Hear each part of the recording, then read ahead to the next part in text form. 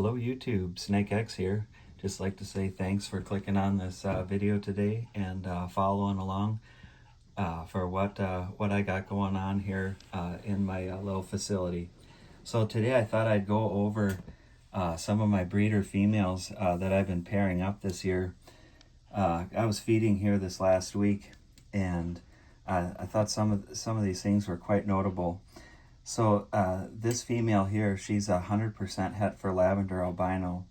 I produced her on July 21st of 2022.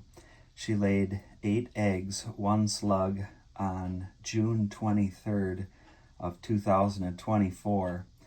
And so I kind of wanted to just talk about the feeding schedules and what maybe folks can expect for a breeder female. Okay, so she laid on June 23rd last year. She took her first meal on June 24th, the very next day, and I tallied up what she ate. So she's looking at 7 large ASFs, 8 medium ASFs, 5 medium rats, and 1 small retired breeder rat. And she's on the hot side here, so you know she might take a couple more meals for me, but that's kind of waning down here in the breeding season, so they'll be building follicles and all that sort of stuff. But just kind of giving everybody an idea of what it takes to maintain one of these things. All right, let's look at another one. Hold tight. Okay, what we're looking at here, this is a spot nose orange dream het clown I picked up from Bob Vu, and its hatch date was 2021. So this is her second season here with me. So last year on July 19th, she laid 5 big eggs I have written here. She took her first meal on July 20th, the very next day. And now this is just... this is everything, folks. So she's got 12 mice, 13 medium ASFs, 8 large ASFs, and 3 medium rats. And I'd like to just say something about the first number I said there with the 12 mice. A lot of times with these females, for whatever it is, sometimes it takes a couple mice to get them jump started. And I feed them what they want to eat, and if I have the the food available, she'll take a couple three large mice. My theory is as long as they're eating, I don't worry about them getting stuck on any one thing, because as you see, I feed her just everything, and she does just fine. So that's kind of what to expect. Let's look at one more here. Hold tight. Okay, what we're looking at here, this is a self-produced clown. She's not het for lavender albino,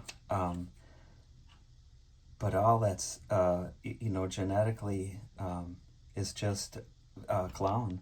But she is so odd. She was the only one like it in clutch, so yeah, she hit the holdback situation.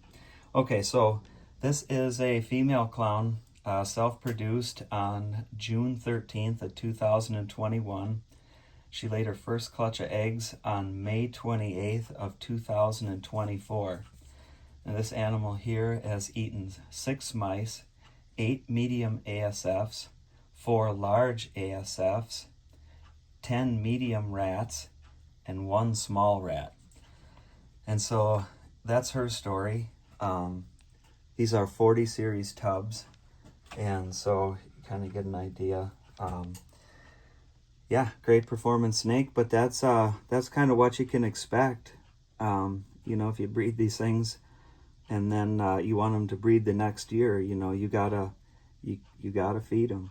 And so just a little snapshot. Okay, let's look at one more here. Okay, this is another self-produced clown. She was hatched on July 21st of 2021. She laid 6 eggs on July 29th of 2024. And her feed record goes as this: 8 medium ASFs, 12 large ASFs, 9 medium rats, and 1 small rat.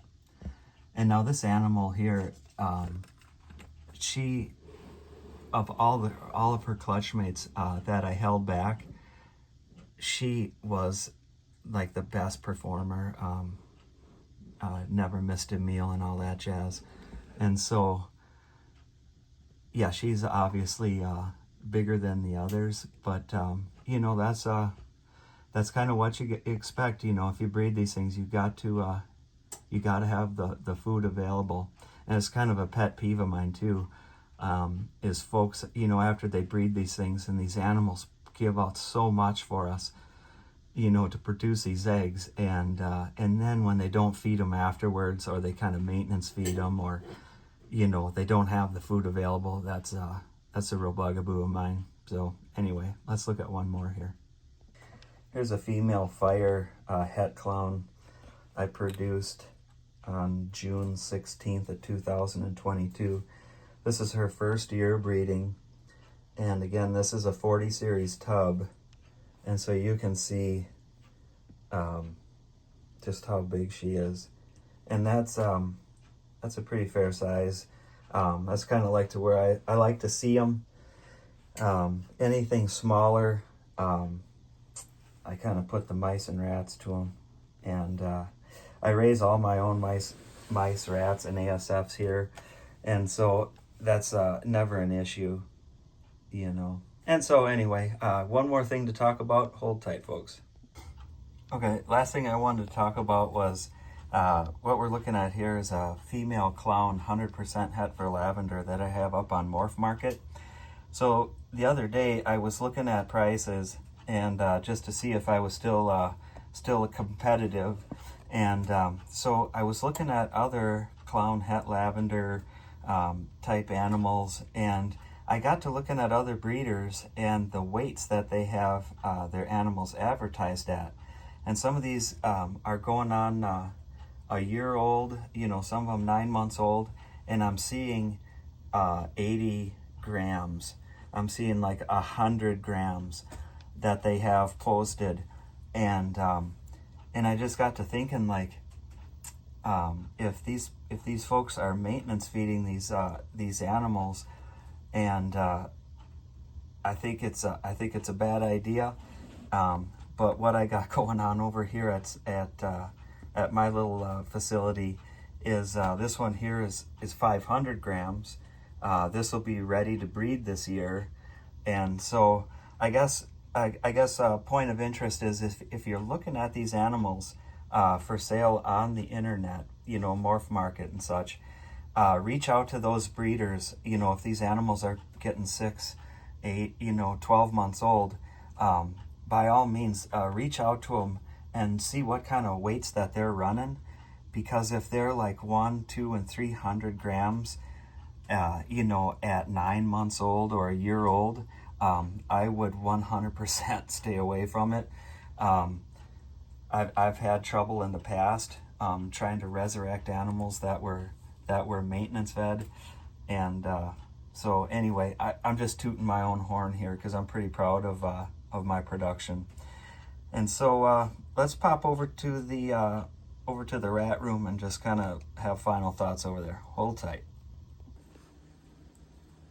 My final thoughts today, after going through all the breeder females and everything that I feed them and all this jazz, I think the bottom line is, if you're gonna do this as a small time, even a medium-sized breeder, maybe you got 50 or 60 animals, maybe 30 breeders, I couldn't push a person harder to go ahead and just start raising their own rodents. It's a real big peace of mind to kind of know where they're coming from. I don't know, it makes life a lot easier. So yeah, it'd be my suggestion: raise your own rodents, start small, don't grow it too big too fast, and just always have a game plan for everything you do, and reach out to those people who have done it before you, so you don't have to reinvent the wheel again. So okay, with all that, folks, I appreciate you sticking with me for 10 minutes. I'd be proud of you if you hit the subscribe button. If you like this sort of stuff, hit the like button. If you didn't like it, hit the thumbs down button twice. And I'll see you all next week. Bye now.